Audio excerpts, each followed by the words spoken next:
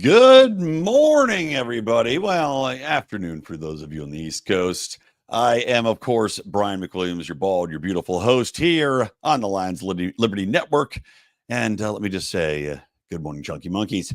I am in a particularly good mood today because I've been celebrating the cancellation. Of course, hasn't happened yet, not until May, but the cancellation of Stephen Colbert's show, because he was someone who I had respected previously. And I know I'm not the first or a little last to say this, but respected previously, who then completely rolled over, became an absolute shill for the left, unabashed shill, and was a sickening example of what happens when funny, intelligent people give themselves over to the political elite. They lose their roots and become a tool of the machine. And like some of the most wealthy, powerful, all the celebrities, these people predominantly exist on the left. The cool kids club, well, the old cool kids club, it's gotten a lot less cool these days, was on the left. And to stay in that club, if you're a media, if you're a celebrity, if you're somebody like a Stephen Colbert, well, to have these people on your show, you had to be part of that club. So what does that mean? Well, that means getting on your knees. That means getting down on it and making sure that you do not cross the line, that you stay within, the 3x5 index card of allowable opinion and thought, as Thomas Woods like to say. You stay within those boundaries and you do not cross them. And of course, these are hard boundaries to stay within. You think about how often the psychotic left changes what definitions of words are, right? And this is, again, an intentional thing, because if you don't keep up, they've got you always on your back foot. You're always playing defense. You're always unsure of who you're going to offend and what's going to get you canceled and what's going to get you thrown out of the circle. So it's an intentional tactic, right? To try to change all these words and phrases and what's acceptable and what's not. On top of the fact that when you change the definitions of so many words, as the left loves to do, well, you're no longer communicating with each other. And that's exactly what they want. Because if we're being honest, what happens so often is that you've got these kids coming out of universities who have been completely brainwashed, told all these Marxist theories, these leftist theories, intersectional racism, and all this other thing. They come out and they are not speaking the same language as any person that came out of university or college even 5 to 10 years before them. They are speaking Swahili. And you can see this playing out in journals, you can in the jargon that these people throw out, and of course, which is immediately adopted by media and made into the standard, which if you go against, you are now persona non grata. So Stephen Colbert and many others of his ilk have to play this game, and of course, these are willing participants, right? They're in the bubble. They read all the same newspapers. They read all the same outlets. They talk to all the same people. They're, of course, in the pockets of these politicians. They know where the power lies, but they have to play the game to stay in the club. So there's no way they're going to step out of line. Now, a notable exception to this was, of course, Howard Stern. Howard Stern, who I grew up listening to every single day. I mean, maybe from 12 on, right? And when I was riding in the car, I remember one of the things I looked forward to when I was younger was when I'd take rides in the car with my dad in the morning to get, let's say we're running an errand. Let's say, I was a latchkey kid, so I would bike to school, walk to school and back and take the bus. But let's say we're taking a trip, maybe we're going to the golf course to hit some balls. Riding in the car with my dad and listening to Howard Stern and just laughing together at the irreverence of it, at the vulgarity of it, at, the balls the guy had to take on these celebrities to make them uncomfortable. I mean, Howard Stern was the original Between Two Ferns, if we're being honest. Obviously not as doofusy as Zach Galifianakis pretends to be on that show, but he would really push the boundaries. He would ask the questions that were uncomfortable. And because of his willingness to do so and not play within the prescripted rules of the game of media, of being in radio, pushing the boundaries. You all saw that movie. What was it called? Whatever. I don't know. The Howard Stern film. It was inspirational.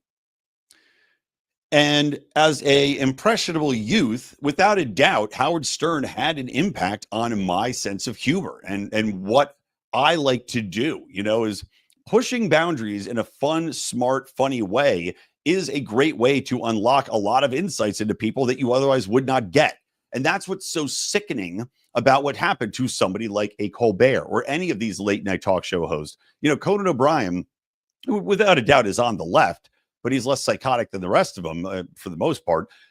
Conan O'Brien had a unique skill similar to a Howard Stern in that he was a great interviewer, legitimately a great interviewer, because he was self-deprecating. He had a way of unlocking the uncomfortableness and making people feel that they could say things to him they might not say to other people. And Stern had that ability too.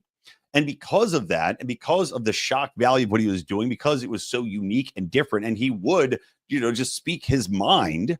I mean, a lot of what was my favorite thing to listen to on the Stern show wasn't the stupid bits with porn stars putting things in their butts and throwing ring toss on them. That to me, I could give two damns about.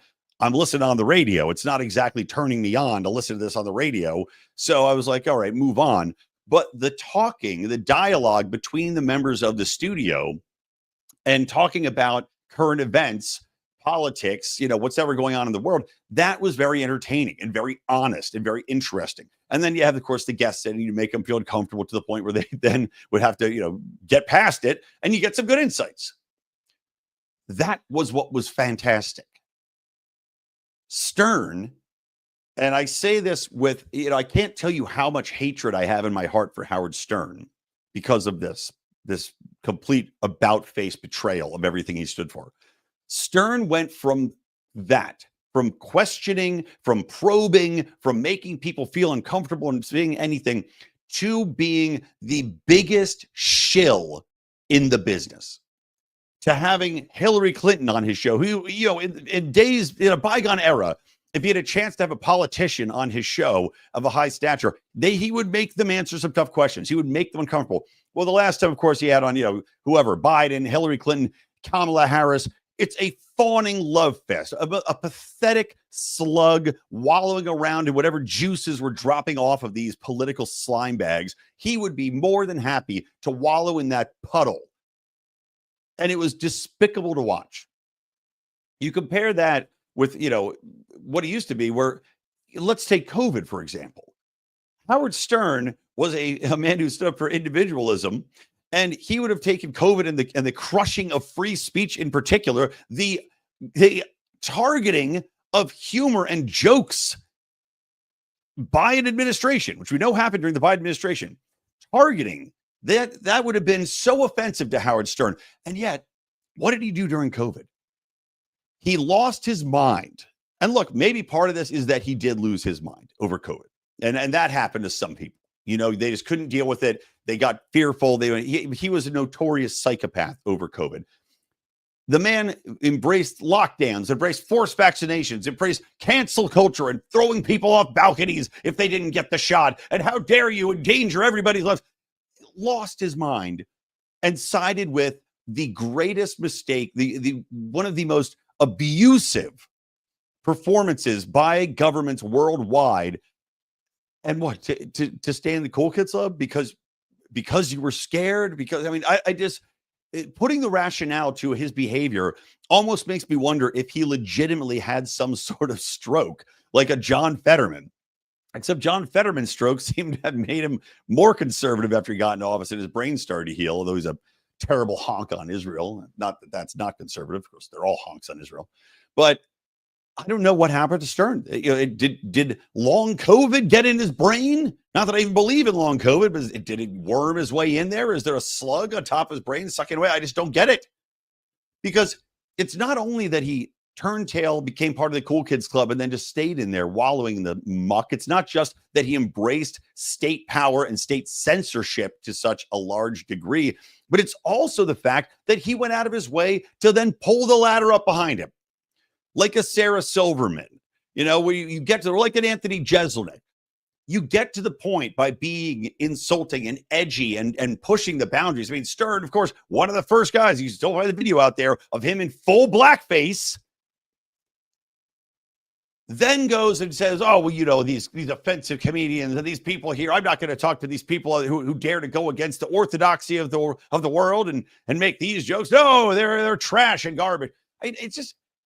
It's so scuzzy, and I'm so happy to see his show is canceled.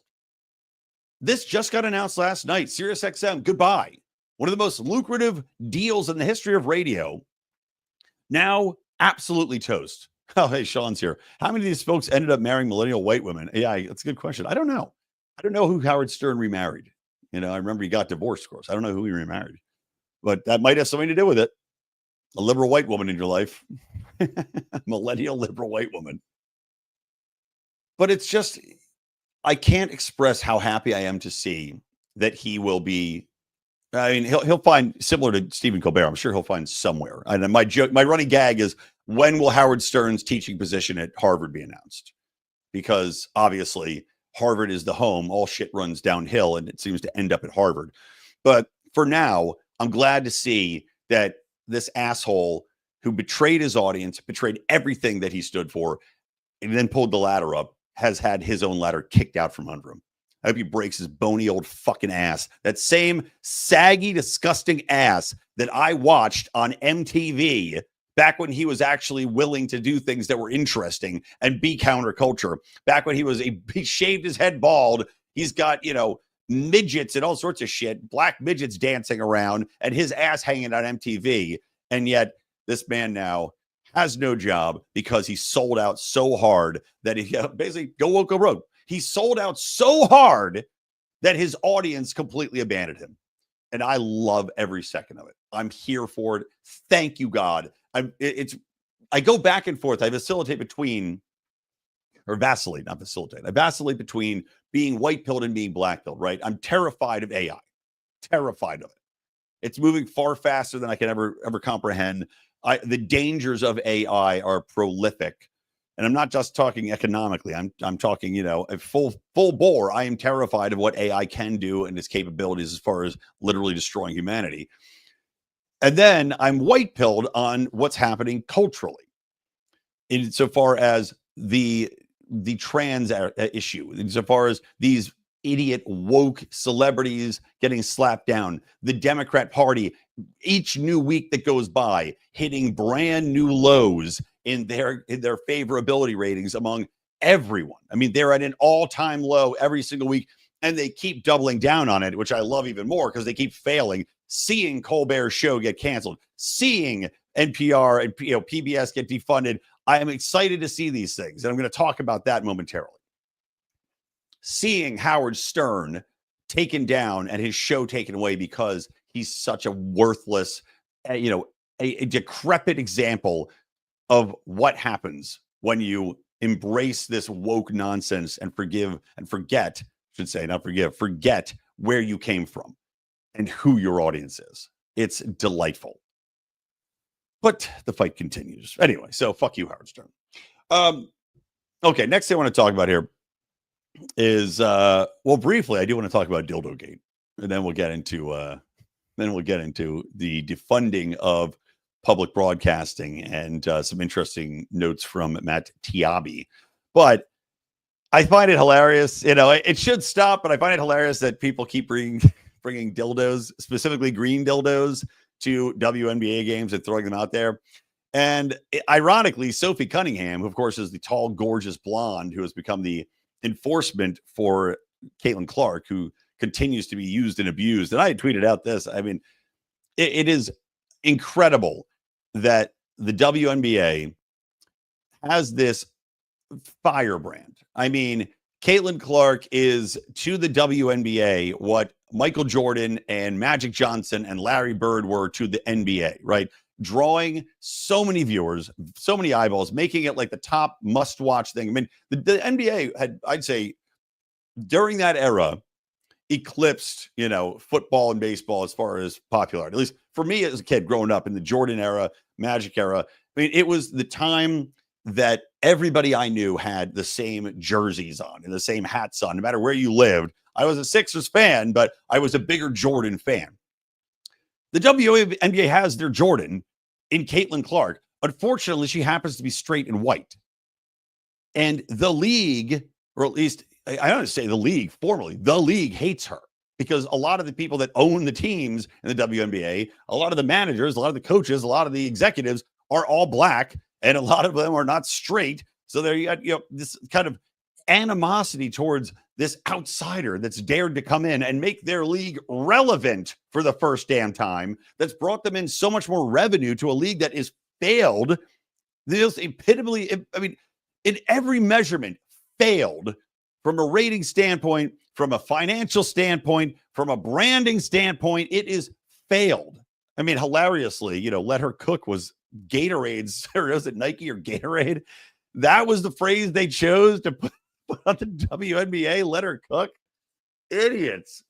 But I've never seen a league that apparently just wants to throw this bitch to the ground, stomp her to death, and keep being irrelevant. And what I've seen is, indicative of the fact that this is not a professional league. It's a club. These are not professionals. I've never seen quote unquote professionals behave in a way where they're literally attacking their best player, their best chance at relevance on a nightly basis and trying to hurt her so badly that she cannot play. I mean, to reference the Jordan, Bird era, look, there were some rough games. Bill Laimbeer was on the Pistons and he played rough basketball. It was a rough game, but at the end of the day, you're not trying to take that person out so that there is no longer relevance to your league. It's like if those 4 people are on a helicopter, fly the fighter jets up there, make sure it doesn't crash. Well, that's probably making people think of Kobe Bryant, but keep them safe. Make sure they're not in the same helicopter, like the vice president and the president. Keep them on separate planes so that if it crashes, you're not just completely out of luck. Caitlin Clark is the only president in this league.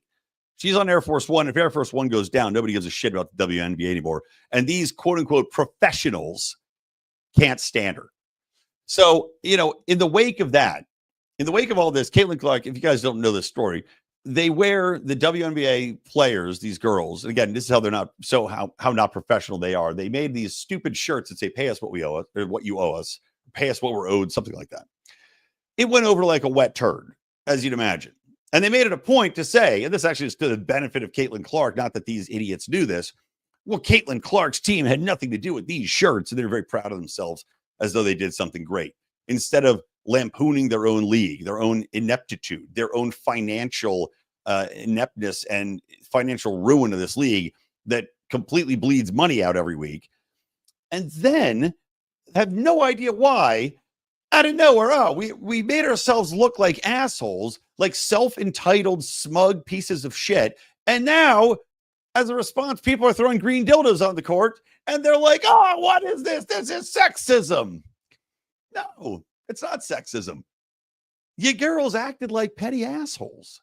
And now people are making sure that you know what they think of you. And this is one of the funniest things I've ever seen. It makes me wonder. The green dildos are so prolific now, and the WNBA is so terrible that I have to wonder, is the WNBA even real? I mean, there's that simulation theory, right, in life, and that we're all living in a simulation. Maybe the green dildos are the only thing that's real. They're the only thing that's ever present now. They're the constant.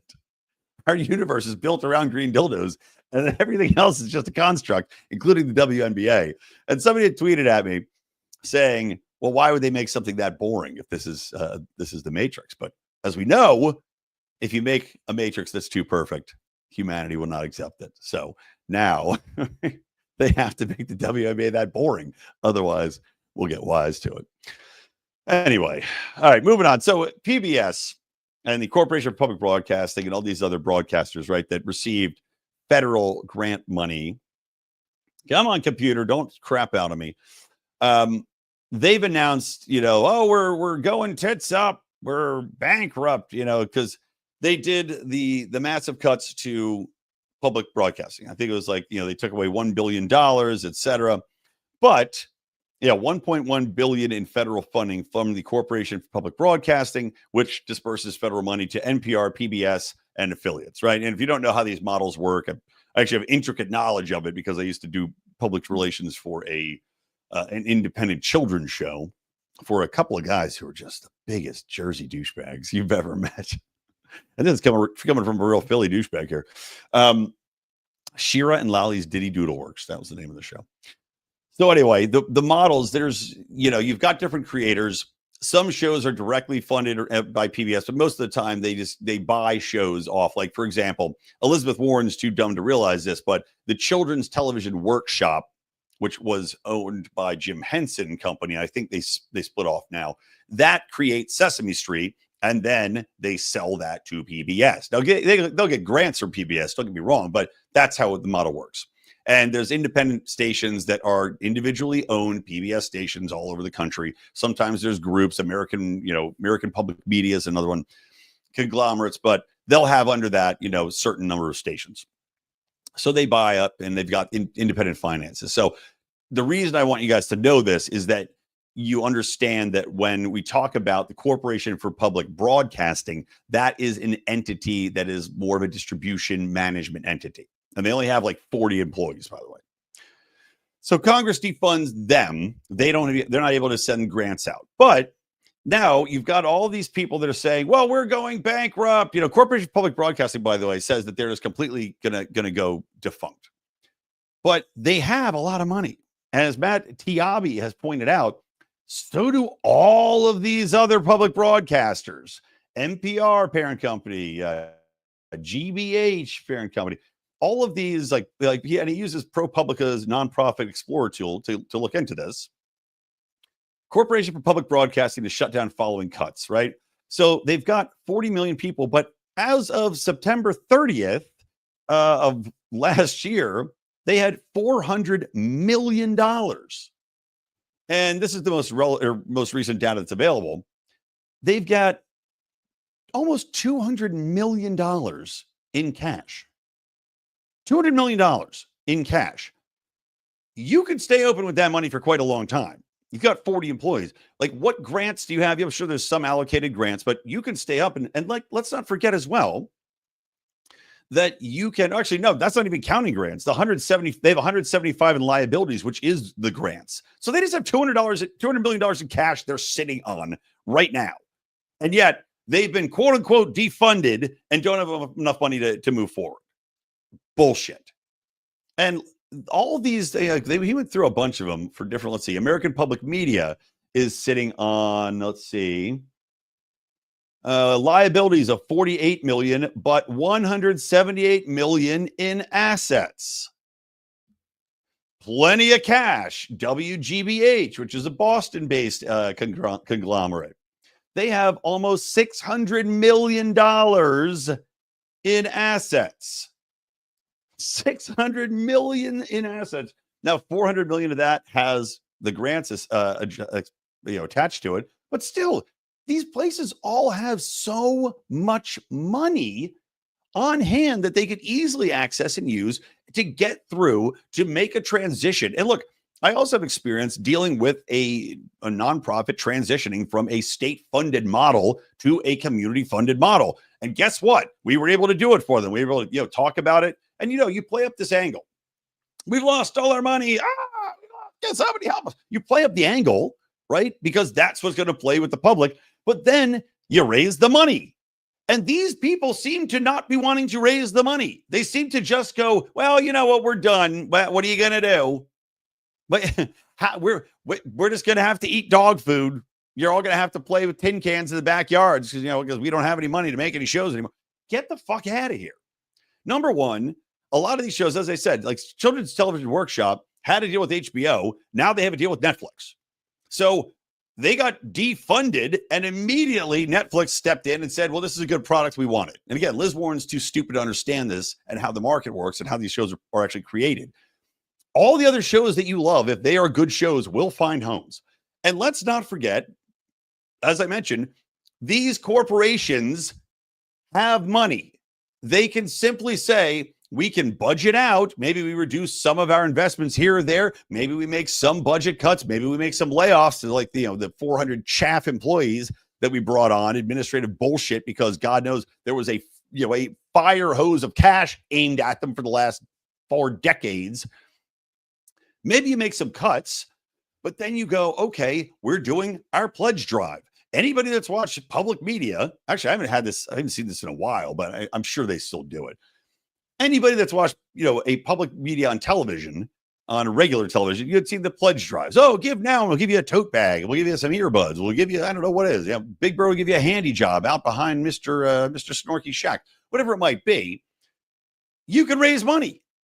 And just like, pistol with Planned Parenthood, if you care about it that much, you can donate to it. If it's a viable service, you will support that service. You will pay for that service. And especially with all these leftists, I mean, it says, compare what I read in this article, it's something like $1.76 per American. And they're writing about this. Oh my God, can you believe it? They took all our money away and now we're bankrupt. It's only $1.76 per American. Okay, but it's that cheap. If it's less than a cup of coffee a day, it should not be difficult for the Americans that want this, that support it, to write you a fucking check, should it? No, especially when you are sitting on cash reserves in the hundreds of millions for each one of these companies that's pretending that they're being abused and used and bent over. It's ridiculous. Absolutely ridiculous. But no one's going to report on that honestly, except apparently Matt Tiabi. So thank you, Tiabi, for doing the research so that I don't have to. Okay, so there's that. Last thing I want to talk about, guys, and this has already been pulled back. I was going to make it the lead of the show this week, but Trump has recanted on his pledge, and this was about, I think this came out on Monday.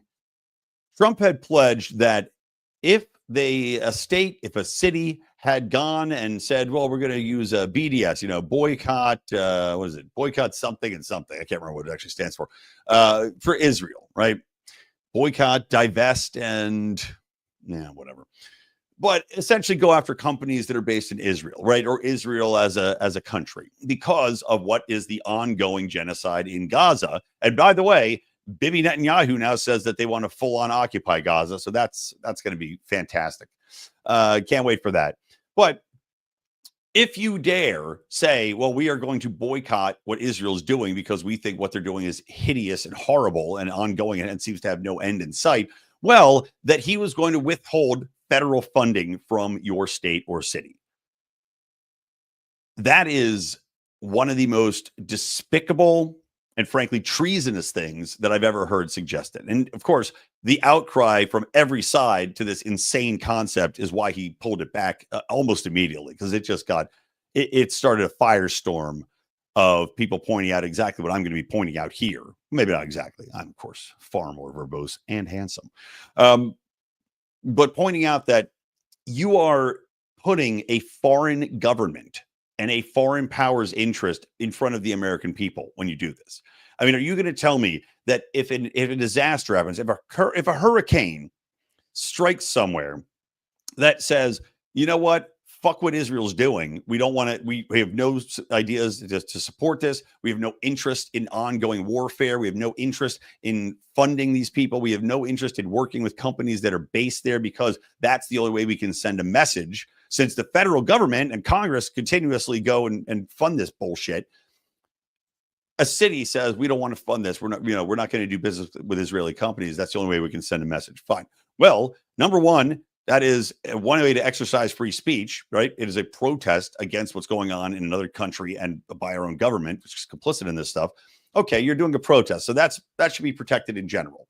And this also harkens back to that bill they had put forth, which again got slapped down similarly, that it said that they could essentially go after you for daring to speak and criticize Israel, and that it could carry anti-Semitism fines up to $2,000 and whatever it might be. And that was, of course, slapped down as well because it was insane, anti-American, and again, treasonous. I can't think of a more treasonous action than punishing Americans in desperate need, because we're talking about federal relief funds. And you and I can agree that maybe we don't think the federal relief funds should even be a thing, but look, they are. And they're liberally given out. So if that exists, and if funds are going to be there to help Americans that have been ravaged by whatever flood, famine, or fiery winds, the 3 Fs, and this man is saying that you can't get them because you dared to object to a foreign entity, well, where is your allegiance? You're taking punitive action, possibly life or death actions, an attack on Americans in order to support a foreign entity. And that is fucking treasonous. You are putting the interest of a foreign entity in front of every interest of Americans at this point. And I would argue that, that there's far more treason going on in regards to Israel than we even know about. I think most people listening to this podcast would probably agree. But to put it this blatantly, this clumsily, and honestly, this stupidly, is something that I think has become kind of a calling card for Trump. And I'll say this, it goes both ways. Because when we look at the tariff situation, you know, he'll kind of do these very aggressive, almost buffoony actions, and then he'll negotiate it back. But in this situation, what are you going to negotiate to? No one supports this. Everyone is sick. If you look at the polling for Americans, people are vastly against what's going on with Israel, their actions and our support of it. I think it's up to, something like 68% of Americans disapprove of what's going on over there. And you think that this is the time to drop something like this, that number one, Israel has lost a PR war. Nobody's on their side except, people that are heavily Jewish here or bought and paid for by AIPAC. Number two, emotionally, people are with the people in Gaza because of all the killed, children that are being murdered there, because of the people that are starving to death and they're trapped there. And number three, people are going to be with people that are here that are starving to death or trapped under debris or whatever it might be from earthquake, winds, whatever it is, a rain of green dildos, the skies open up, the matrix breaks, green dildos raining down and destroy an NBA stadium, WNBA stadium. You got the relief funds there and you're going to withhold them because what? They didn't want to support Israel? Fucking insane. Sean, you don't get an AIPAC check. I mean, it's just buffoonery, treasonous buffoonery. Makes me question. I swear to God, every time I give Trump any credit, it's like Dumb and Dumber. Every time you go and do something like this, completely redeem yourself, except the opposite. Okay, that's it, guys. Thank you for joining me on today's show. By the way, if you want to leave a comment or tweet, please, by the way, leave a 5-star review and a comment. That really helps the algorithm. Of course, hit subscribe to the Lions of Liberty Network and get all our shows. I do have Mean Age Daydream separate feed. Of course, Politics has a separate feed too. But if you subscribe to the network, you get all the shows. But I'm curious to see if you guys like shorter shows, because I've been trying to do a little shorter shows, 35, 40 minutes, because I feel that everybody has a million podcasts. And if you do shows that are too long these days, people don't finish them. They don't like, it's too long. So let me know. Do you like longer shows? Do you like shorter shows? Should I go back to doing my, my hour-long episodes, or do you like them here a little bit more bite-sized? Tweet at me at Brian McWilliams. All right, guys, thanks from me, Brian McWilliams, from the Lions of Liberty Network and from Mean Age Daydream. Keep those electric eyes on me, babe, and keep that ray gun to my head. I will talk to you later.